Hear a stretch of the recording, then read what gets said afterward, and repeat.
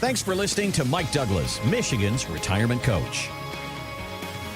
And I'm Heather Branch here with Mike, talking about things we can all be working on now in an effort to better prepare for our financial future. When it comes to your retirement planning, today is the day to get started, because your retirement's hopefully going to be many decades of a happy, healthy, long retirement. And so we got to make sure you're financially healthy as well. And that's what Mike and his team are here to help you figure out in a plan of your own. You can start your own conversation about your retirement savings. Visit us anytime, lifeplanwealth.com. We also have links posted in the show notes, so you can just click there, or again, find us at lifeplanwealth.com. As we get into, I was saying before I hit record, I was like, man, I wish I'd been recording when you were like, no, I love taxes. And I was like, I found the one guy. That's right. There can only be one. Who said that statement out loud? That's me. I'm the one. We're coming on. We're not even coming on. We're coming on springtime, but we're in the full throes of tax season, are we not? Oh, yeah. Oh, yeah. It's that time. So let's talk about taxes, because if we said it once, we haven't said it enough.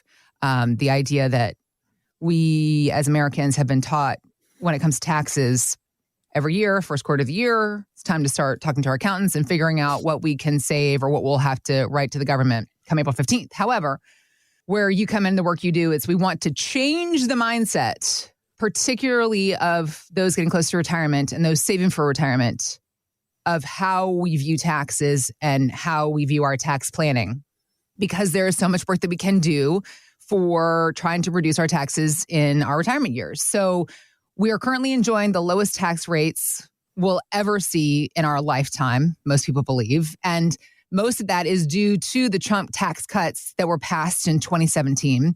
The bad news is that those are going to expire. That's what the law is set to at the end of next year. So time is ticking.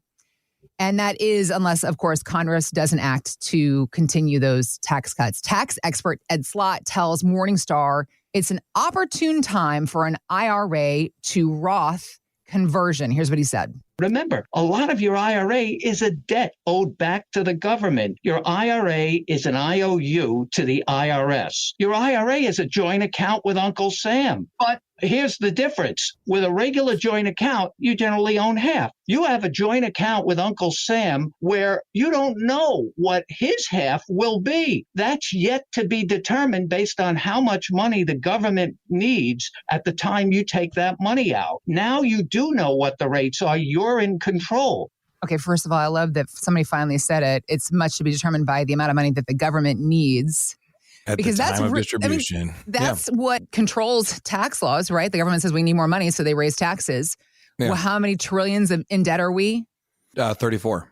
Okay. As of right now, as of this conversation, right. That continues to go up. Yeah.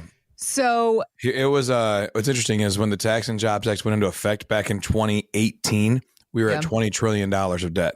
So even just since the Tax and Jobs Act went into effect, the Trump tax cuts, we've gone up 70% of our debt. Much. $14 trillion on $20 trillion. So a 70% increase in the last 6 years. You think about how much money Americans save to our 401ks, because that's what we have been taught to do for decades and decades. Save your 401ks, pre-tax money. That hasn't been taxed yet. And the government's going to start looking at that as to how much money is in these 401k accounts and these IRA accounts and say, well, there's a lot of money that we can get, and start, God only knows what can be done as far as changing rules and laws around the money that we've worked so hard to earn and save. So do you agree then, is it time for us to be looking at Roth conversions? Yeah, it's absolutely time. And so we're in a situation right now. If you look at the history of taxes, for example, we didn't even have any federal income tax as a country until 1916. Prior to that, we had no federal income tax. In 1861, President Lincoln put into effect a 3% flat tax for the whole country because we had the Civil War and we were paying both sides. So he said, all right, everybody pays 3%. And once we pay that debt off, we'll see what happens. So from 1861 to 1871, we had federal income tax, a 3% flat tax. You make a lot, 3% of a lot, but at least it's only 3%. If you make very little, well, it's 3% of very little. And in 10 years, we paid off the whole Civil War. And what's interesting is in 1871, the government said, we don't need that money anymore. And they returned it to the citizens and canceled the tax. And then we had they don't do those things anymore. Then we had no federal income tax. $34 trillion in debt, no. No, now they repurpose it, or they never tell us that they don't need it. But then we had no federal income tax again until 1916 with World War I. And then instead of doing a flat tax, we built a progressive system where based on how much you earn will determine how much you're taxed.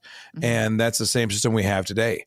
And as a result, now we have this thing where there's these brackets, and it's kind of like all these different areas. And the more you earn, the higher your tax rates. Well, through time, taxes sprinted up. They came back down during the Great Depression, and then they went up around the time of World War II, and they peaked out at the highest point in history, 1945, when our top tax bracket as a country was 94%.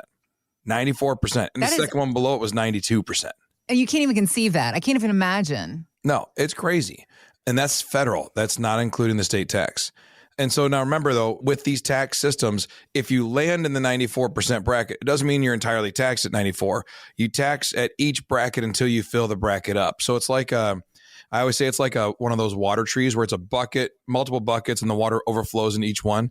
Yeah. You have so much at zero, so much at the first bracket, so much at and then you keep filling that bucket up, and only the water that spills into the next bucket or the dollars in the next bucket are taxed at that rate. So if you, in 1945, if you had $1 that fell into the 94% bracket, only that $1 was taxed at 94%. Everything else was taxed at the different rates along the way. Okay. But still, you're looking at across the board. At that point, the lowest bracket was 41%. Lowest one was 41%. My emojis are back on. Oh, man. That was the best timing for it. That was perfect timing. Oh, man. I did not mean to do that. That's so great. That's staying in. That's staying in the podcast. We're leaving it in the podcast. 41%. Boom, everybody. For those of you listening if you're listening and not watching this on YouTube, what just happened is the screen just blew up with fireworks right as he said the number. Please. 41%, everybody. That's the big winner, which is interesting because today's top bracket is 37%, is the most expensive it can be. Now it's and the lowest is 10. Back then, 41 was the lowest it could be. And so that was our system. Well, then today, where do we sit with taxes? Back to the whole Ed Slott, it's an IOU to the IRS. It's so true. Depending on, think about the guys in 1915. They owned a business. They had employees. They're making a couple $100,000 and they were doing well. And they were paying 0% federal tax. The next year, the government decided they needed more money. Therefore, that person could land into a 68% tax bracket. The next year, they did nothing different. I'm still employing people. I'm still contributing to the economy. I'm still doing my part. And now I have to give away a chunk of money to taxes. He didn't do anything wrong. They didn't change anything. The federal government changed. And so through the years, you can see where people live their life, but yet they pay different amounts of taxes. Today, we're at pretty historically low rates. If you look at where the tax brackets are now, it's basically where they were during the Great Depression, which is very, very low. It's not a matter of can they go any lower? They can't go any lower. They won't go any lower. Okay. So now we just got to figure out, are they going to go up? Well, we know that the Tax and Jobs Act expires January 1 of 26. They don't call it raising taxes. They call it sunsetting a program because that sounds much nicer for everybody. Sure. But they are going to sunset the Tax and Jobs Act, which means your deduction credits will go back down a little bit. They'll be adjusted for inflation, and your brackets are going to go up a little bit at best. At worst, since we've added the Tax and Jobs Act, we've increased our debt by 70%. And the spending, it keeps on going. So as a result, it could go up quite a bit more. In 2020, then President Trump ran on the idea of locking in these rates for a longer time, keeping them there. That was his thing. But, and again, like you said, not a political stance, but a political statement is this. If one side puts a law into effect, almost always the other side says we have to get rid of it. And that goes both ways, right? Sure. I'm sure that, if a Republican were to win this fall, they'll be like, how can we undo things Biden did? And then when Biden won, he was like, I have to undo everything Trump did. Like, that's just what they do. It's a little bit of a grandstanding. So that's what's going to happen. So if we see that, and that's why this year's election will be kind of interesting, because depending on who wins, we're coming up on a changing tax structure in 2 years. The next president will be in charge of trying to figure out where the taxes go. And so it's an interesting place to be. But right now, they're historically low rates. And so we have to figure out, does it make sense to pay taxes now? It's kind of like when you go to a grocery store and stuff's on sale.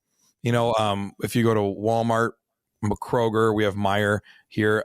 If you have a yellow sale tag and the sales tag says it was $15, today it's $12. It also tells you that the sale goes from Sunday through Saturday. And you can bet next Sunday, it's back up to $15. So a lot of times what we do is, holy cow, that's on sale. And we love that. We buy extra and we throw it in our pantry, or we throw it in the freezer or fridge in the basement, or, whatever. You try to stock up on things while they're on sale. taxes are no different. Right now, taxes are on sale for most Americans. For most Americans, you can take your pre-tax IRAs, pay tax on the money, and put it into your Roth IRA. Mm-hmm. By doing that, you never have to pay taxes on it again, as the laws are currently written. You never have to take money out of it as long as you're living, as the laws are currently written. And if it passes on to your kids, it's tax-free to your kids. So that's pretty cool. Even the last benefit is if you take money out from it, it won't affect your Social Security. If you pull money from an IRA, a pre-tax IRA, if you pull too much, it will cause up to 85% of your Social Security benefits to be taxable. So they'll take the distributions from your IRA, count them against you, determine if they're going to tax your Social Security, including the required minimum distributions. So if you convert money from IRA to Roth, it's a tangled web we weave. Yes. There's so many rules, and retirement's supposed to be, we always say simpler, safer, better. Yeah. A good plan makes life simpler, safer, and better. But the IRS makes it more complicated, more convoluted. You say, no. And they were told all along the way, put it in your 401. You'll pay taxes at a lower rate in the future. And so just do that. And so we do. And we take comfort that the government is giving us good advice. And then we retire and they say, all right, listen, I'm glad you retired. Here's your Social Security. We're going to get you on Medicare. How much did you want to take out of your accounts? Well, I don't really want to take anything out of my accounts. All right, well, you have to now. You're getting close. You're 73. You have to take money out. Okay, I'll take it. I'll pay taxes. That's fine. When we made you take that money out, it caused you to hit a provisional income tax bracket, which means now we're going to tax up to 85% of your Social Security. Well, I didn't want that money. Sorry. Doesn't matter. Well, not sorry. No. And I've run these scenarios with people and I say, all of a sudden you thought you're in a 12% bracket, but because this way it worked out, you're actually paying 15, 16, 17%, not because you did something wrong, because the government wanted some money. And so that's the rule. Now it's part of it. There are rules to the game. Yeah. We just need to know the rules and build plans that are proactive.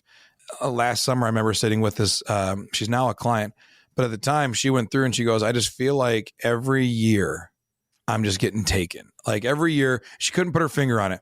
I'm not growing. I feel like I'm paying more in taxes, all these questions. But she says, how could I possibly know? Nobody can know. I said, no, we can know.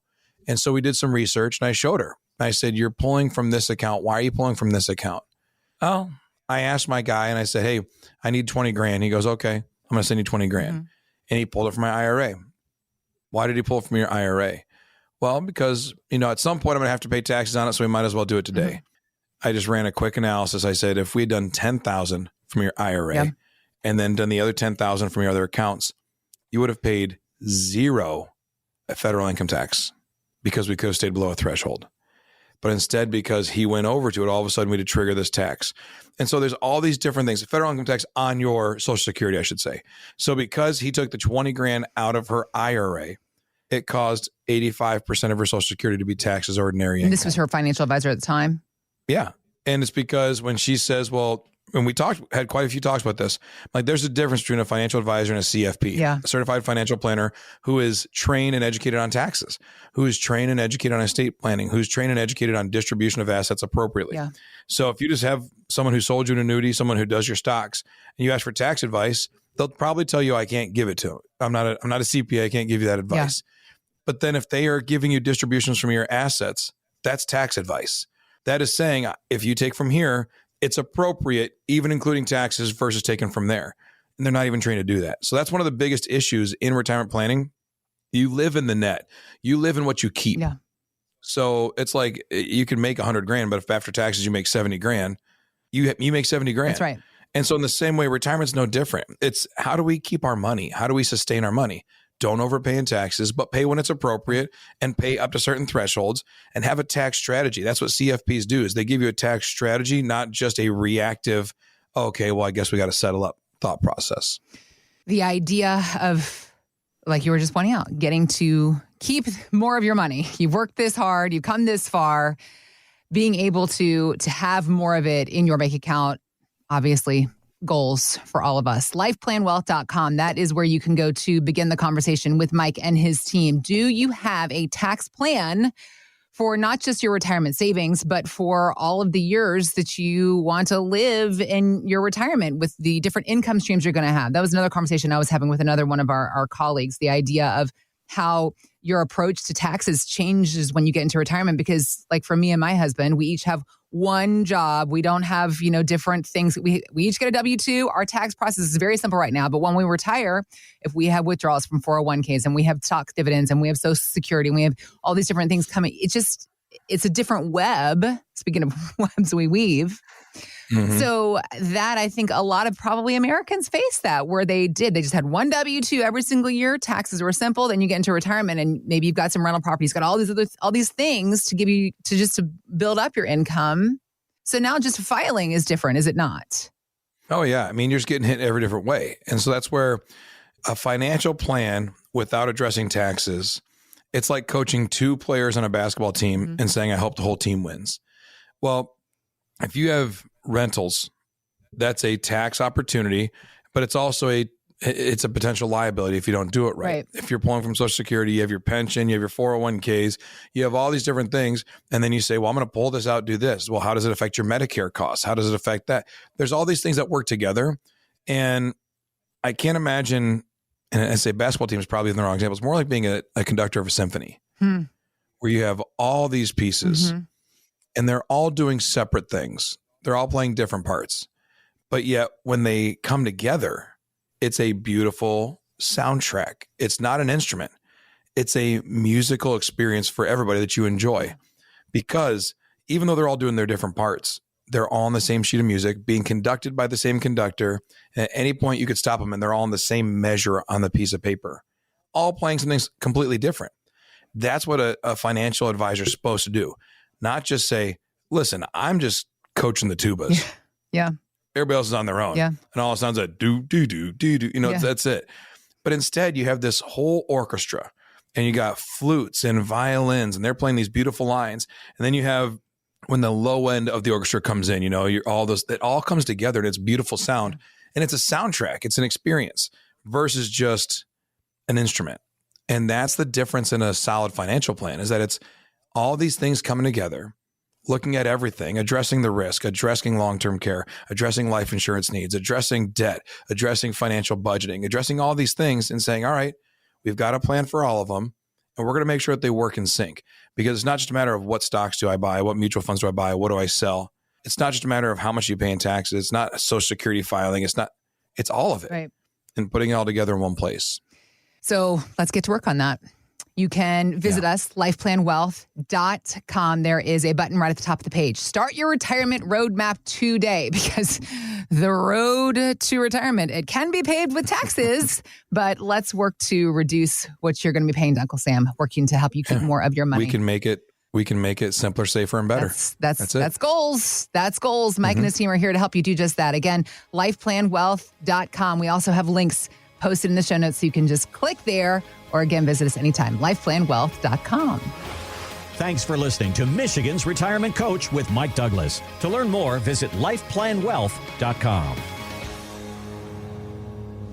Michael Douglas is an investment advisor representative of Stewards Wealth Planning, LLC, a registered investment advisor. Financial professionals are not licensed in all 50 states. To find out if Michael Douglas is licensed in your state, please call 517-323-7526. Stewards Wealth Planning, LLC is not affiliated with nor endorsed by the Social Security Administration or any other government agency and does not provide legal or tax advice. Annuity guarantees rely solely on the financial strength and claims-paying ability of the issuing insurance company. By contacting us, you may be provided with information about insurance and annuity products offered through Michael B. Douglas, NPN number 9650939.